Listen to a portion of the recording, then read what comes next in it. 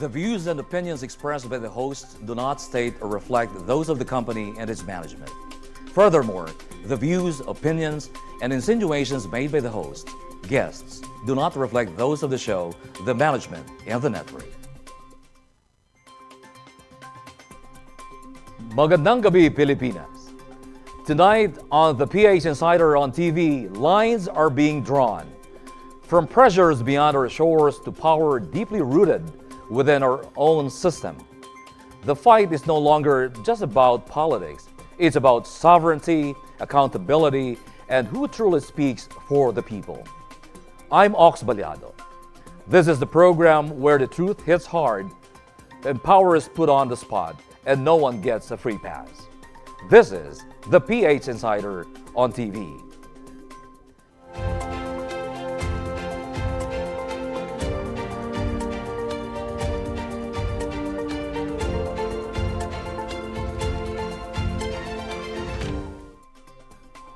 At para higit nating maunawaan ang mga legal na usapin sa mga isyong ating pag-uusapan, makakasama pa rin natin ngayon ang ating kapita-pitagang attorney ng bayan. Magandang gabi, samahan niyo po kami ulit sa isa na namang oras na balitan at balitaktakan. Ako po si Attorney Rizandro Unay.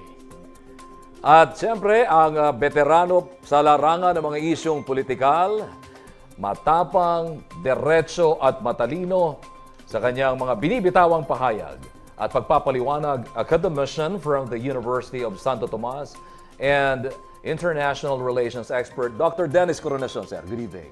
Magandang gabi, Sir Ox. Nandito na naman ho tayo para silipin ang mga nagbabagang issues at balita na kinakarap nating bansa. Alright, at nangunguna sa mga isyong pinag-uusapan ngayon ng bayan,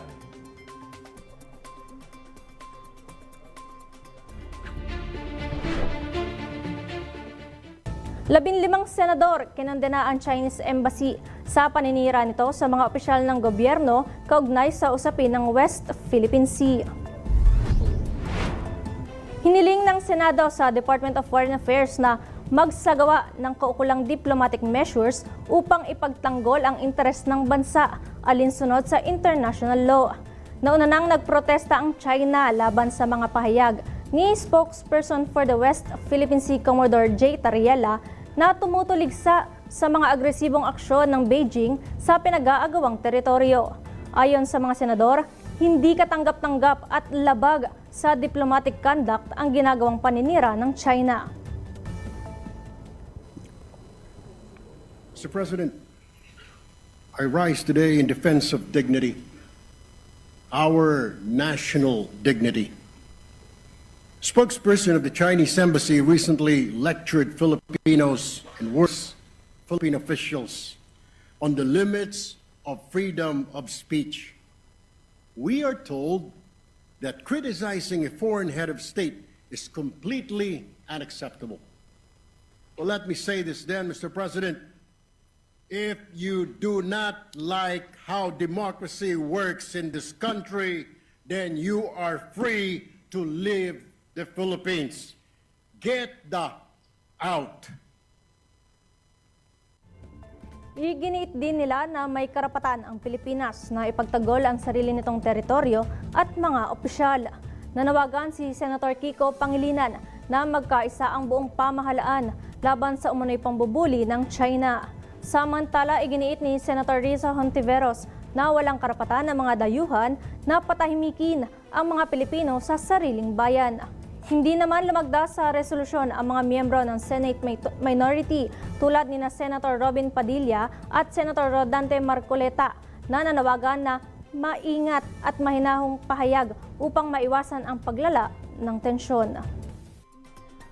all right, gentlemen, and now for the part that really counts, based on international law and diplomatic norms. Did the Chinese embassy cross the line in publicly attacking Philippine officials? Or is this simply part of a state-to-state pressure tactics? Who want to go first? Well, sir, ang take ko dyan, yung sinasite ni Senator Risa Hontiveros na nakikialam ang China sa ating internal affairs. ay palagay ko medyo hindi po masyadong tumatama doon sa claim niya.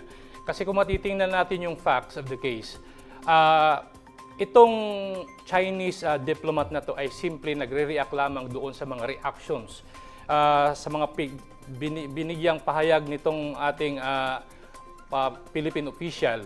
So ito ay tatingin ko itong China diplomatic official ay gusto niyang i-defend yung narrative against China.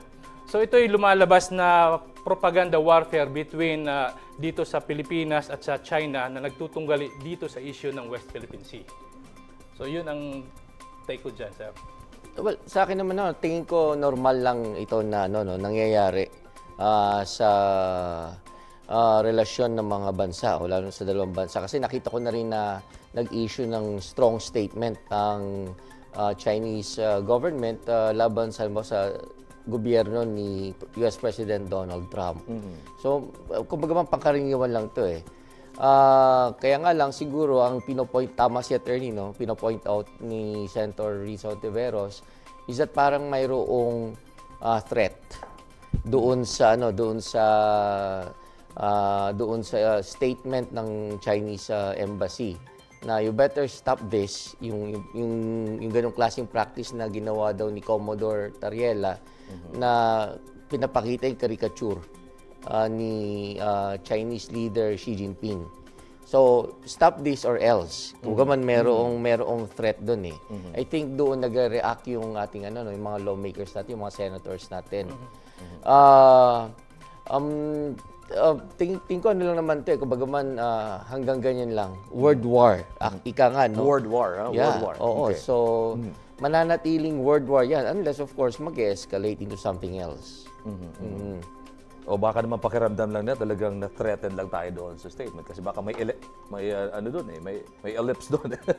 May kadugtong. O baka naman masyado lang tayo nag-speculate din sa pwede pang ipahiwatig nila. Well, pakahulugan ng you better stop this. Or else.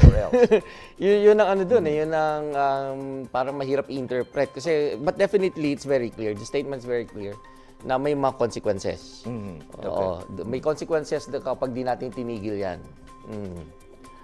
All right. Was the Senate's condemnation an appropriate and necessary response, or does it risk escalating tensions further?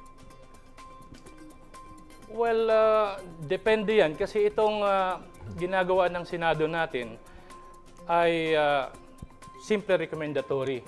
Because we know naman lahat tayo, alam naman natin na yung chief architect talaga ng diplomatic relations ay yung executive branch which is headed by the president.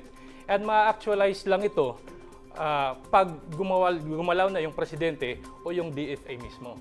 So para itong ginagawa ng ating Senado, gumagawa ng resolution is simply recommendatory na gusto nilang ipahayag yung kanilang political sentiment tungkol doon sa nangyari. But then again, the final decision maker of this is, of course, our president. The executive branch. Yes. At the end of the day. Yeah, tama ho, no? May kanya-kanyang powers or areas of jurisdiction yung mga political institutions natin. Particularly itong executive and the legislative departments.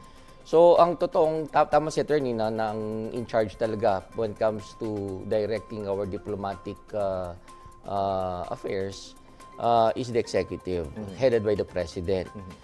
Itong Senate siguro, nagre-react lang, itong 15 senators, nagre-react lang sila doon sa issue. Kasi maaaring na-offend yung karamihan sa kanila. Tingin nila this is an insult o kaya a threat issued by a foreign government or the representatives of a foreign government.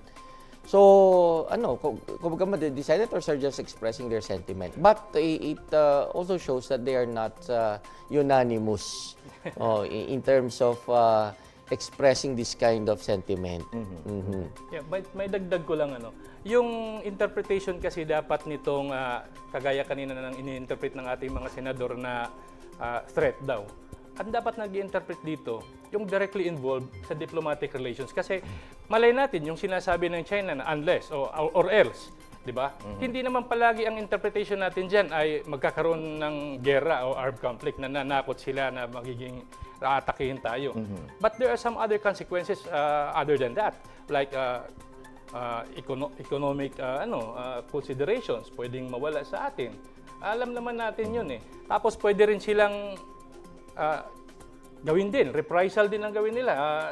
Reciprocity, alam mo naman, pwede din nilang gawin yan sa ating, alam mo, may imbahada din tayo doon.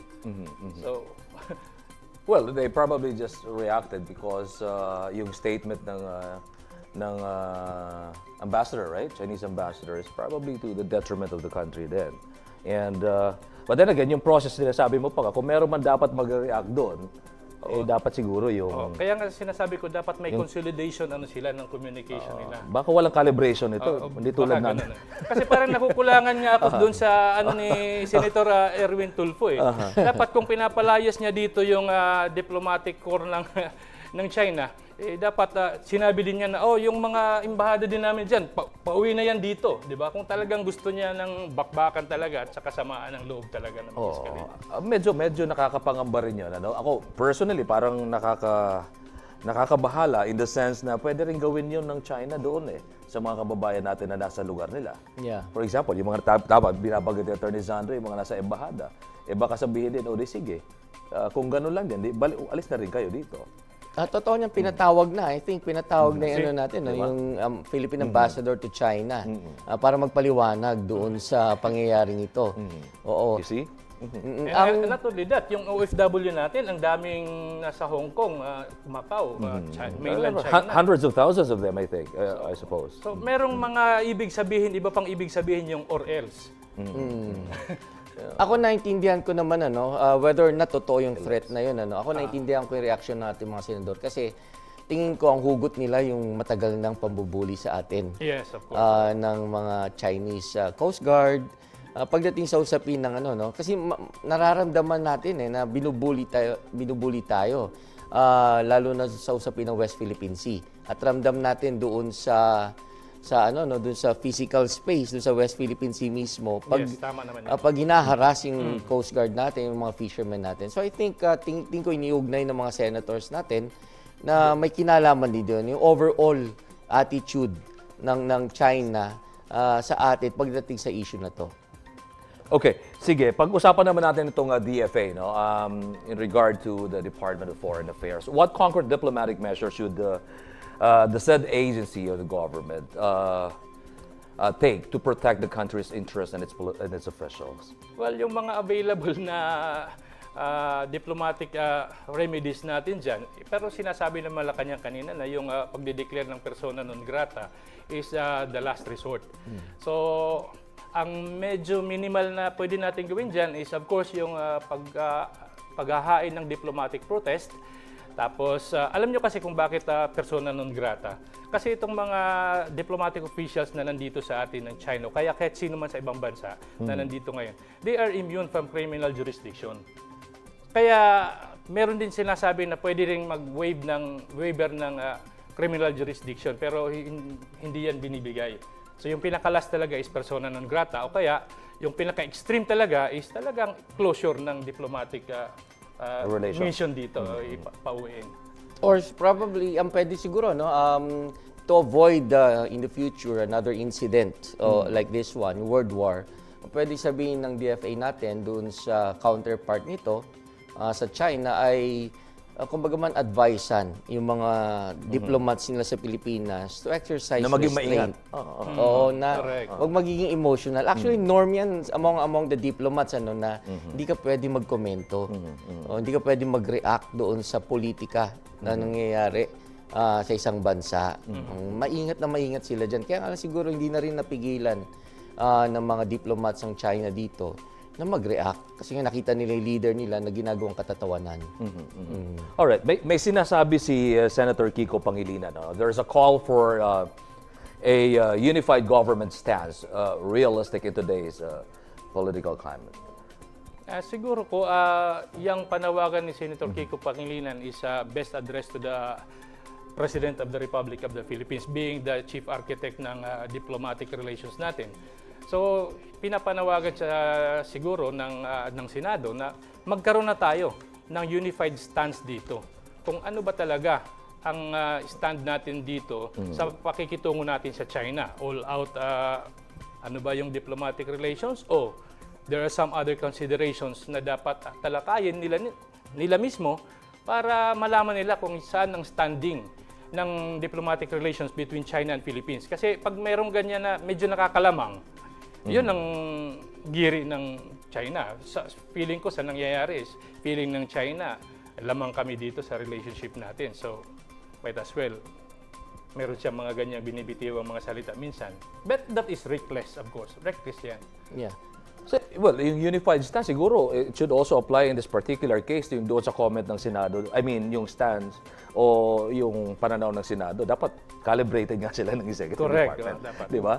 Yung ganong call, that's hard, no? That's hard Yeah. to achieve, a unified stance. Kasi sila na nga lang mismo, hati sila eh. So 15 senators who signed this resolution. And then I think there were 9 senators who belong to the minority. Oo. Na ayaw pumirma, no? Who do not support. Pero totoo niya, meron na tayong stand eh with regard to the West Philippine Sea issue, and it's seen in our foreign policy by the Marcos administration. Except that yung mga ganyang mga world war, kasi yung policy natin is definitely we have veered away from the influence of China. Pagdating sa West Philippine Sea issue. Kaya nga lang, itong mga ganitong world war, wala tayong stand. At saka mahirap magkaroon ng definite talaga because by the very nature of diplomacy, Yes.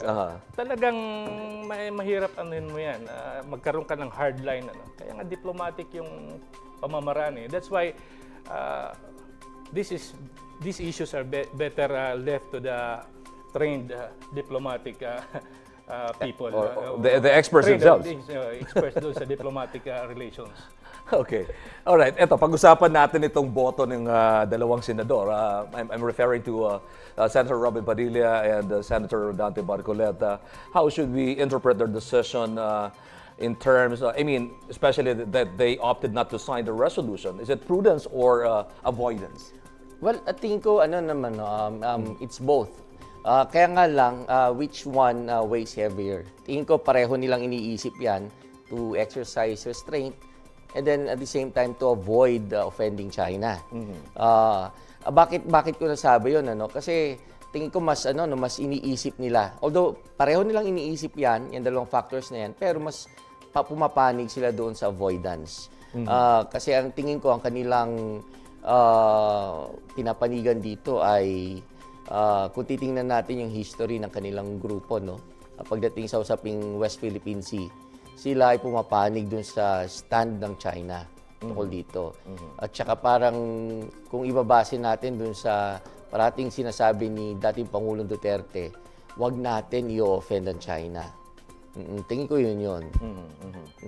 So yun ang pinaghuhugutan nila. Yes. Okay. I agree. Talagang Obvious naman, obvious. obvious naman. Kung hindi man natin sila masabi pro-China, possible na ang gusto lang nila ay yung nasa in-between lang, yung diplomatic natin sa lahat ng mga... Kagaya ng Duterte administration noon. If I can deal with the West, why can't I be dealing with the East? Parang ganun ang gusto nila. Okay, sige. Ito, sa kontekstong ito, in our dealing with China, which serves the national interest better? Strong and public statements or quiet but calculated diplomacy? It depends. Intriguing Depende ito sa sitwasyon eh. Intrigado yan. Kaya nga. Very oo. intriguing itong. Okay. Well, ang tingin ko dyan depende sa sitwasyon. Okay. Kung halimbawa, if the situation calls for the Philippine government to issue a strong statement against China, against the aggressive behavior of China, then bakit hindi, di ba? Bakit hindi? Pero if yung mga ganitong mga trivial lang, tingin ko na trivial lang na I think we should exercise restraint na lang. O kaya, Doon pa rin sa diplomatic treatment. yeah, diplomatic, pa rin tayo, action. Oo, kasi ano naman to kumbaga man, at the end of the day, isipin mo, peace is better than war. Di ba? Meron niya dong tanong yung ano bang movie ito na Hustler ata eh. Which one is obscene daw eh. Oo, yung lustful movies or yung war. Diba? So, better doon tayo siguro sa peace. Yes. Maganda yung case, everybody wins. Yes. Pag nagtigasan tayo, wala din namang huhusga kung sino ang tama at mali sa international plane. So, Okay, sige. How does the situation affect public trust in government and the country's standing in the international community? Well, at this point, is this issue no longer just about diplomacy, but a clear test of national leadership and sovereignty? well, itong issue, kagaya ng sinabi ni Professor, and I agree, na trivial itong issue na to. Para palakihin natin ito at para bigyan natin ito na maging trigger point para magkaroon talaga ng all-out na fallout ang diplomatic relationship ng China at ang Pilipinas. Well, totoo niyan, if we're going to look at the surveys about this matter, consistent yung public opinion eh. A great majority of Filipinos show na they do not trust China. Oo, especially when it comes to the West Philippine Sea issue. Kaya nga lang, ang problema, yung ganung strong sentiment ng mga Filipinos has never manifested in elections. Oo, hindi sila bumoboto. Kung man, pag bumoboto sila, wala silang pakialam kung pro-China yung candidate or anti-China o pro-US. Wala silang pakialam. Kasi ang mas importante, yung kumakalam nilang sikmura. Na sila ay nagugutom at naghihirap. Now, siguro at some point we really have to fight for our national interest. But then at the same time, isipin rin natin na baka mamaya nagagamit lang itong issue na to for grandstanding. Kasi syempre mas maganda pakinggan kapag matapang yung mga senador. Naalala ko yung mga senador na nagsuot ng t-shirt sa basketball game na West Philippine Seas ours yata gano'n. Pero wala naman hindi naman nag-reflect sa kanilang pagboto sa Senado, no? Baka nga yung ini-import nila mga galing pa China. Hindi malayo. Hindi malayo. Minsan kasi they find a very good venue to show what they have, Yes. and what they whatever is it that they wanna show to the public. That's right. Okay, when we return, another issue that continues to shape the future of the Philippine politics, the fight against political dynasties. We take a closer look at the Jokna's anti-political dynasty stand and ask, is the law finally catching up with entrenched power? Or is reform once again being blocked from within? Stay with us. This is the PH Insider on TV.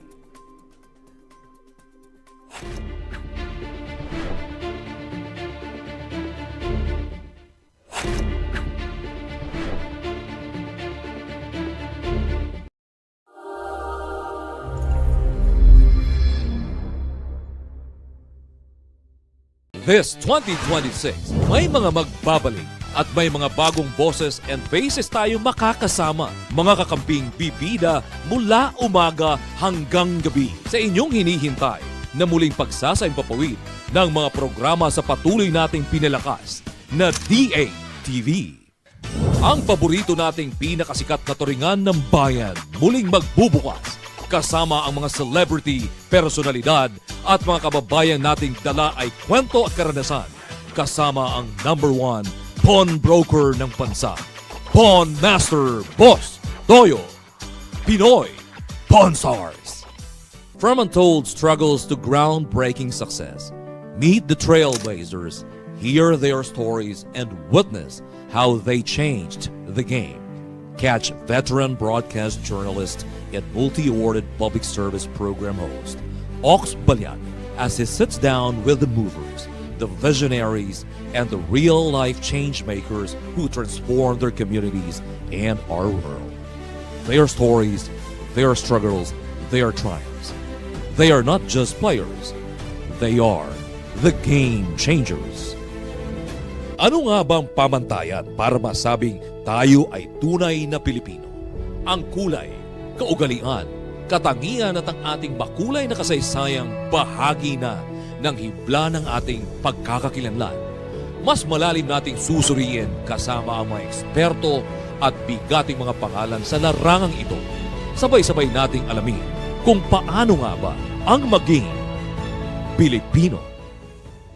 We dive into the journeys of remarkable Filipinos, entrepreneurs, visionaries, and everyday heroes.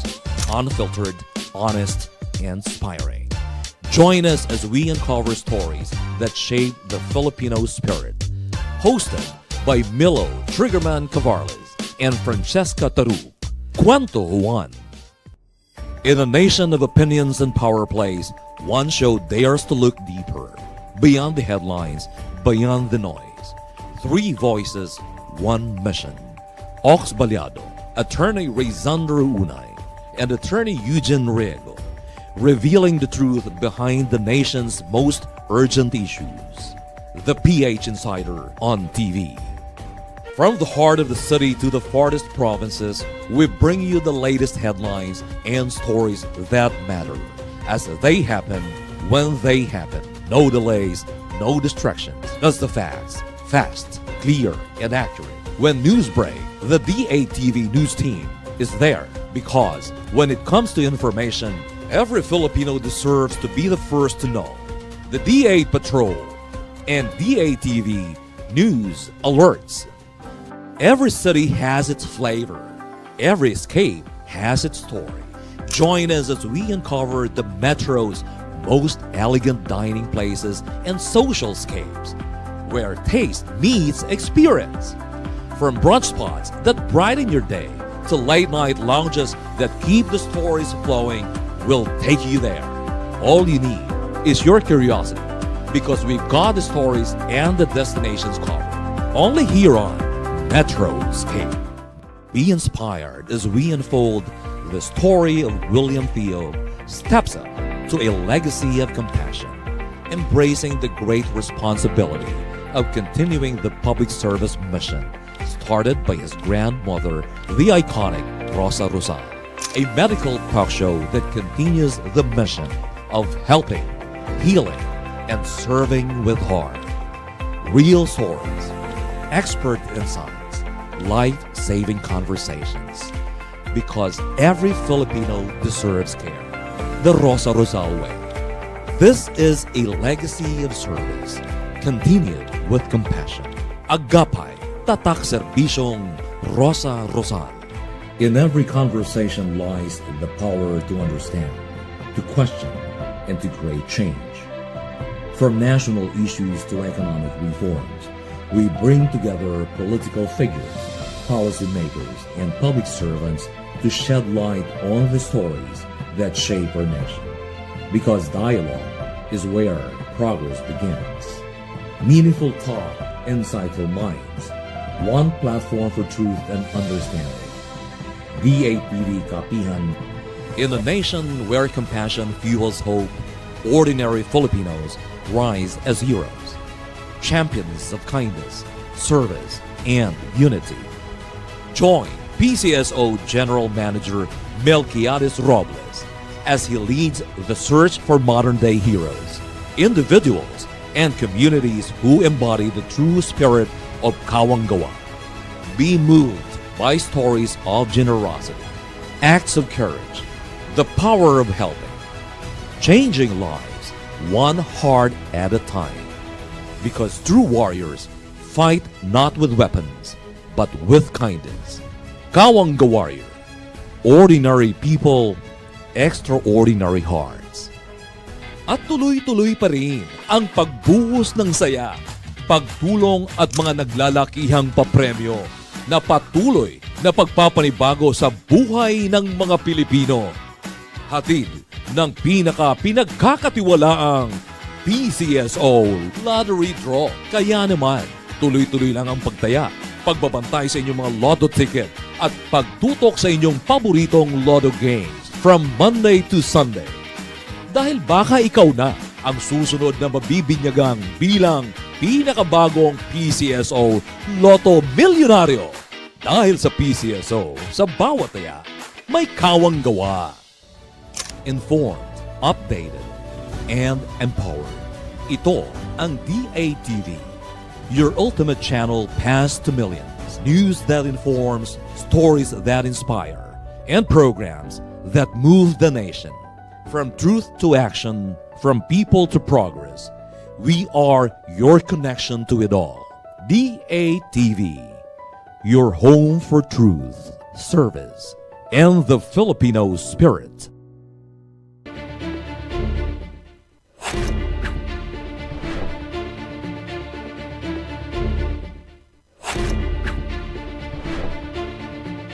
You're still watching the PH Insider on TV.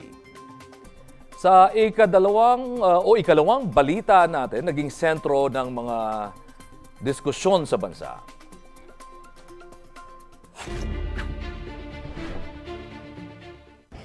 Hindi pamana ang posisyon sa gobyerno. Ito ang mariing pahayag ni Akbayan Party List Representative Attorney Charles Jokno sa Kongreso kasabay ng panawagan na tuluyan ng ipasa ang batas na magbabawal sa political dynasties. Ginawa ni Jokno ang panawagan kasabay ng kanyang pag-sponsor sa House Bill No. 5905 o ang Comprehensive Anti-Political Dynasty Law. Ayon sa mambabatas, bigo pa rin ang Kongreso na tuparin ang malinaw na mandato ng 1987 Constitution na magpasa ng batas laban sa political dynasties. Paliwanag ni Jokno, layo ng panukala na bigyang lakas ang probisyong konstitusyonal sa pamamagitan ng malinaw na definisyon ng political dynasties na ayon sa kanya ay nagpapahina sa demokrasya at nagpapalala ng hindi pagkakapantay-pantay sa bansa. Bagamat may ilang umiiral na batas na may limitadong anti-dynasty provisions, iginiit ni Jokno na kailangan natin ng isang batas na sasaklaw sa lahat ng antas ng pamahalaan. Dagdag pa ni Jokno, ang political dynasties ay nagpapalala ng kahirapan lalo na sa mga probinsyang mayaman sa likas na yaman sa labas ng Luzon dahil sa konsentrasyon ng kapangyarihang politikal at ekonomiya. 38 years have passed since the Constitution commanded that Congress pass an anti-political dynasty law. And yet, we are here today only beginning the process. The intent of the framers was crystal clear.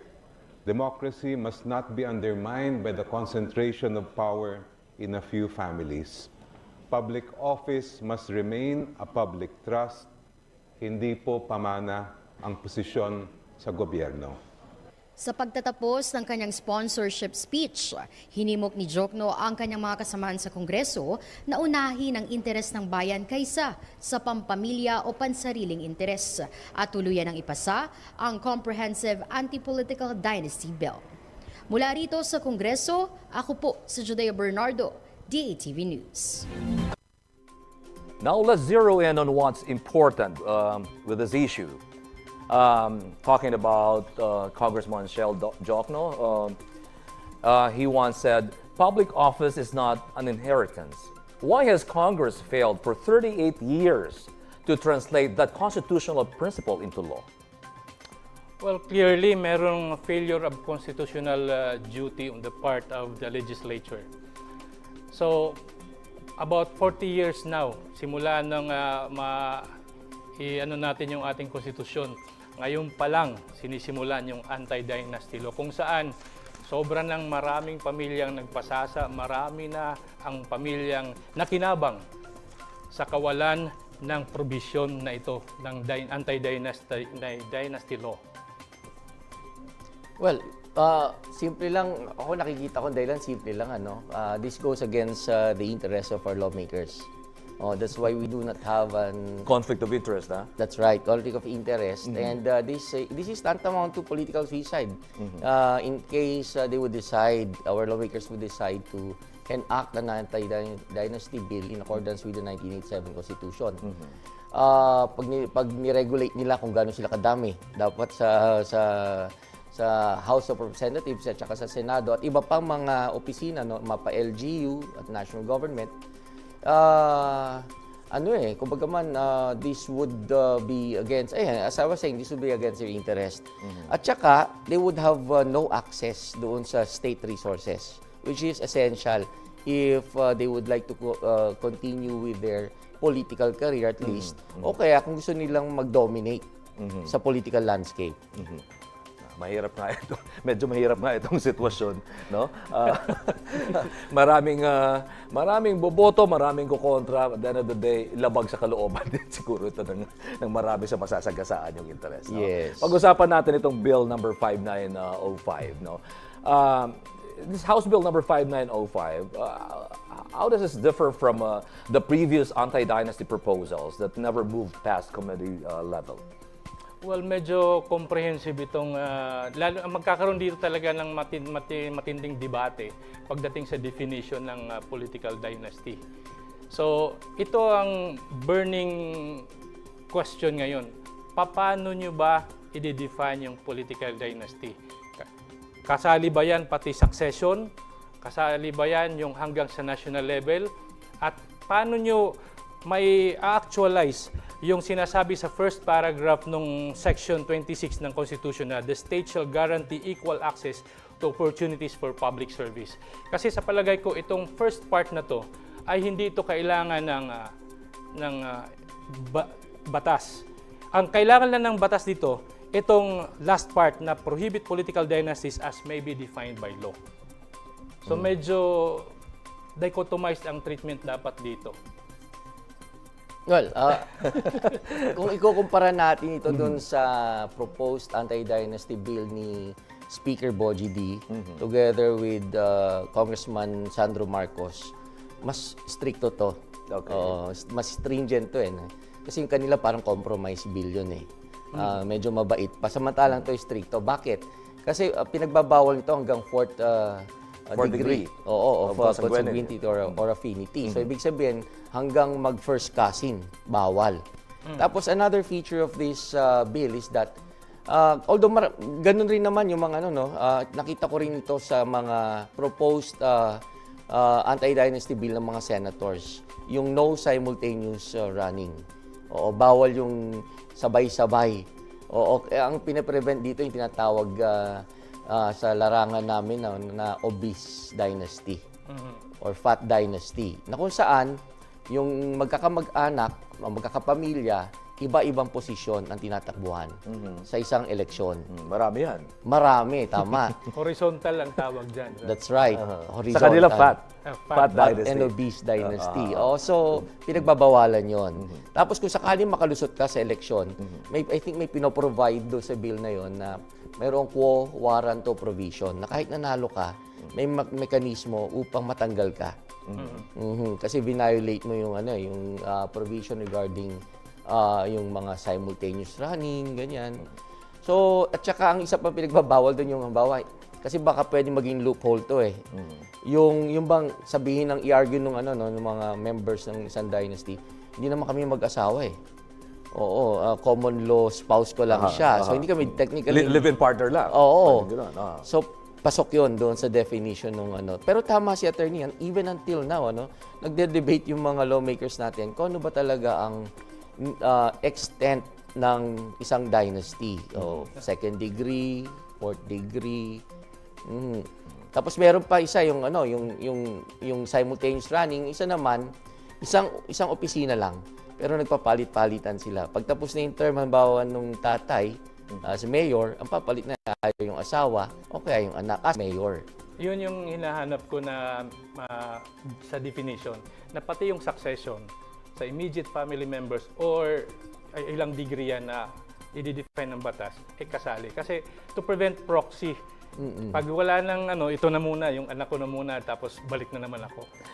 Which has been practiced all along. Kasali din yan sa mga ginagawa natin ngayon sa Pilipinas Well, matagal na nga ginagawa. At saka, pwedeng i-cover up lang to later on. Iba't ibang style, no? Yes. Okay, but anyway, sige.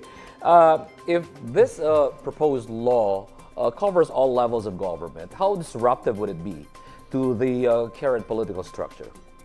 Kaya siguro yung proposed na bill ng iba ay merong parang saving clause or parang transition na parang hindi mo na mag-a-apply ito sa mga nakaupo sa ngayon.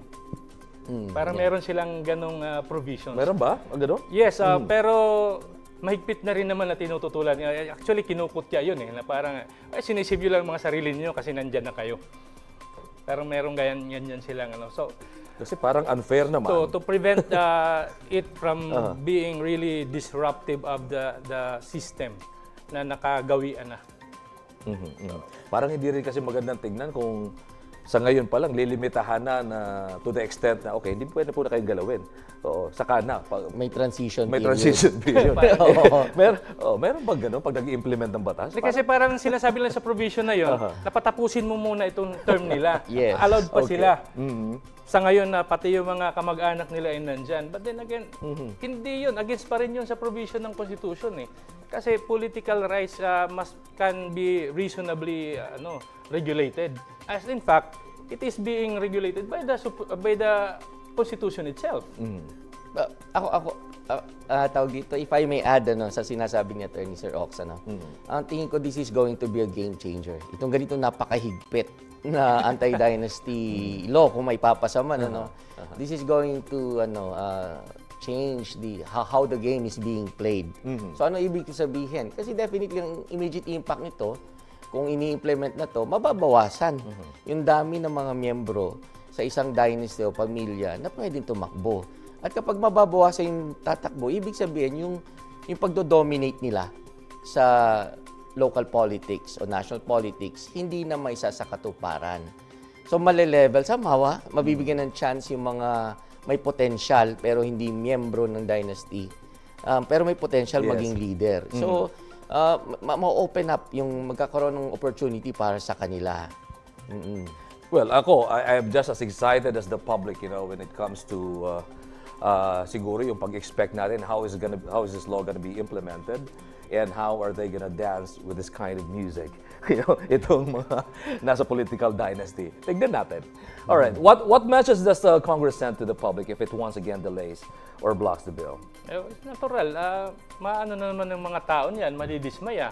Ibig sabihin, pinaasa lang tayo, wala talagang mangyayari dyan. But then again, yun ang dapat nating tutukan ngayong mga darating na eleksyon. Dapat tayo mismo mga tao ay pumili na ng bago at nararapat na leader para sa atin. Hindi lang kung ano yung nakasanayan na dahil nandyan sila kasali sa pamilya at hindi naman kasi pwede na porke popular siya ay magaling siya. Hindi yun eh. Kaya lang, hindi natin binibigyan yung mga taong magagaling na wala sa mainstream na gusto naman talagang magsilbi sa atin. Maraming factor kasi kaya hindi rin nakapag-serve. Hindi natin nabibigyan ng chance kasi ang karamihan sa binoboto yung nakasanayan na mga pamilya nandyan. Kasi yun ang may kakayahan eh. Yun may kakayahan, may pera. May pera eh. Yung resources. Alam mo naman ang politika, many would say, and I'm sure would agree, na ito ay laro ng mga ruling class, sabi pa nga nila. Yeah, but that should not always be the case. Oo. Kaya nagiging laro ng mga kagaya nila because yung ating mga institutions, yung mga batas natin, ay sinasabi na sila lang ang pwede maglaro. So, if we're going to limit the number of family members that can run for various public office or single public office, I think that's going to level the playing field. Doon sa mga hindi kayang lumaro ngayon, at saka yung mga noon pa ay naglalaro na. Pero Sir Ox, may dagdag ko lang kapag halimbawa hindi ipapasa to ng Kongreso natin, anong message ang pwedeng na ipaparating ng ganitong klaseng aksyon? Ibig sabihin mananatili pa rin na priority ng mga lawmakers natin yung private interest over public interest. Lalo pa importante ito kasi sa ngayon naghahanap tayo ng accountability. At saka, accountability because of the flood control mess. So, ibig sabihin, business as usual pa rin. Mananatili pa rin yung corruption dahil magdo-dominate pa rin sila sa mga susunod pang mga taon.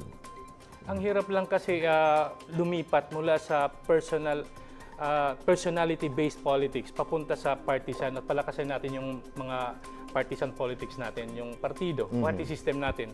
Kasi kung mapapansin nyo sa US, dahil sa lakas ng party system nila at nagbabanggaan sa primaries pa lang, sinasala na nila yung mga magagaling na leaders nila at saka i-field sa kabilang talagang nalilimitahan at walang nangyayaring ganito.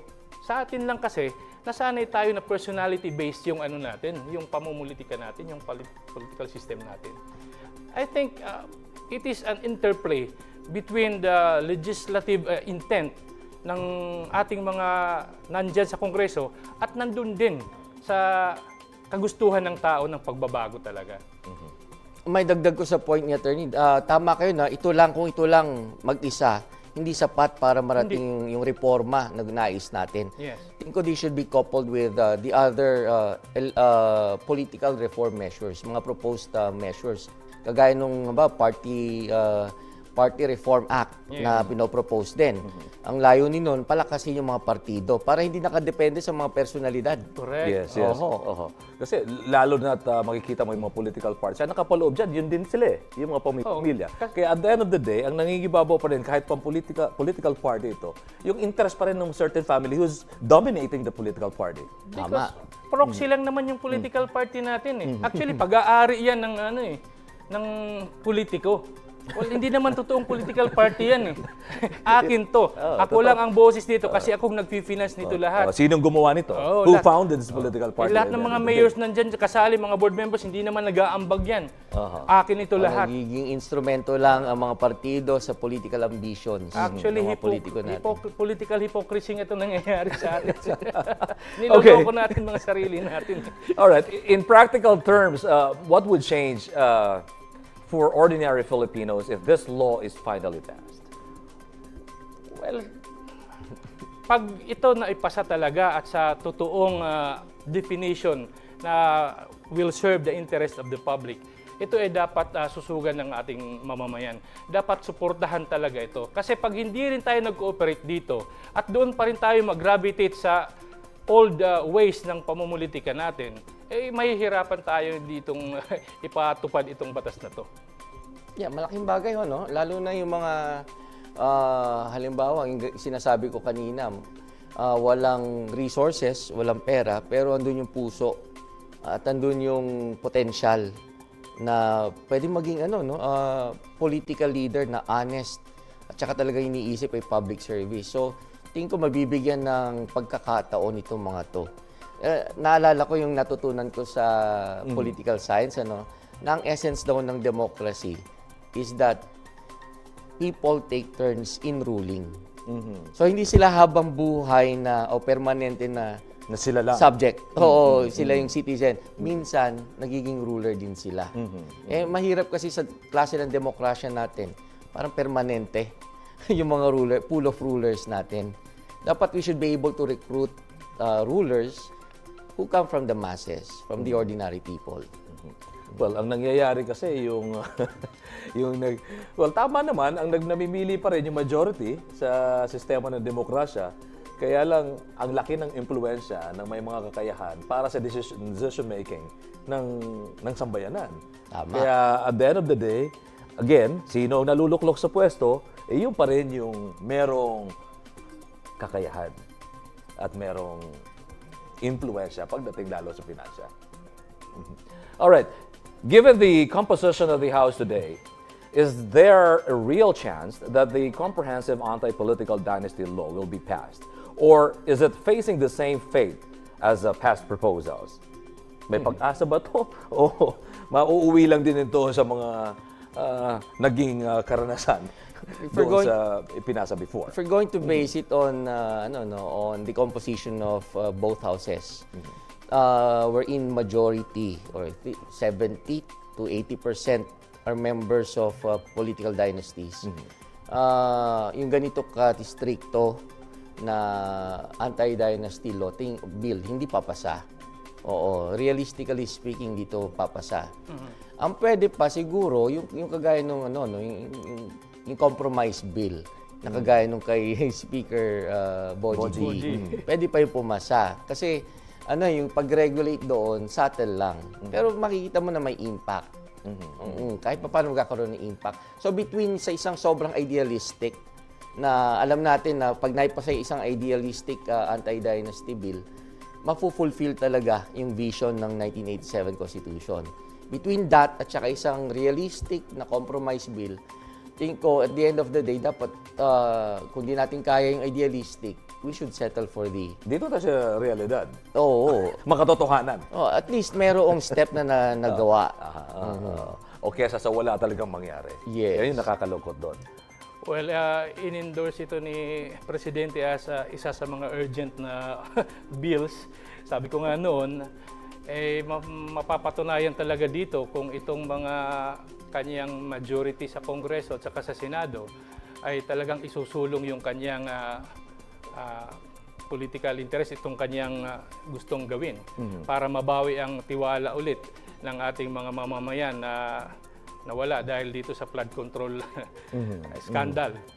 So, palagay ko, I don't want to hope. Kung tayo lang talaga na mga tao, we should not hope kasi hoping is begging. Dapat magsama-sama tayo sa anumang paraan na i-push talaga ito. Yung mga tao na mismo kumilos sa anumang paraan na suportahan ang anti-dynasty bill na ito. At dapat ang may gawang anti-dynasty bill ay yung makakapakinabang talaga in accordance with the intendment of the Constitution. Para once and for all matapos na. Wala nang compromise kasi matagal na kayong nakinabang dyan eh. Di ba? Ano pa? For how many generations you are there? 50 years nandyan na kayo mula pa sa lolo ninyo hanggang ngayon mga apo. At in fact, piniprepare na naman yung mga sunod para alipinin naman yung susunod namin mga salin lahi. Kailan kayo titigil? Di ba? Kung hindi ngayon, kailan pa? Yun na nga.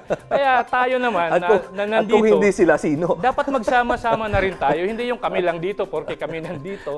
Kaya ini-encourage natin ang lahat ng ating mamamayan na magbantay. Bantayan itong bill na to, itong legislation na to. Dahil ito ang hubog sa ating future, lalo na sa ating mga future leaders.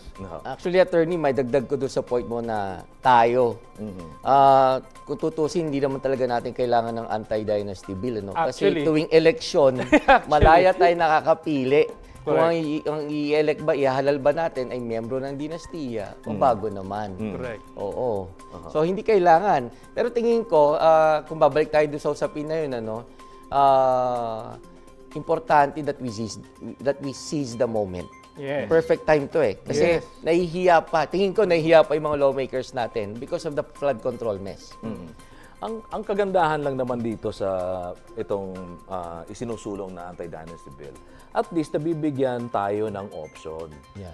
Na, I mean, itong mga nakaupo are left with no option but to obey, sundin yung batas. At kasi pag nandyan sila, tatakbo, lagi naman pupunta, iboboto pa rin eh. Kasi babalik tayo doon sa aspeto, sa katotohanan. Personality-based. Personality-based pa rin. Pero kung isusulong yan at wala nang option, kundi ibigay na doon ang chance sa ibang tatakbo, malamang Pantay-pantay iba na rin ang maiboboto. Yes. Diba? And I think itong mga kaalyado ng administrasyon na nasa Kongreso, this is an opportune time for them to at least help the President regain the trust and confidence of the people. Kasi isa ito sa solusyon eh. Yes. Sa likod o sa kabila nito ang mga kontrobersya na bumabalot sa ating lipunan, isa ito sa tingin ko.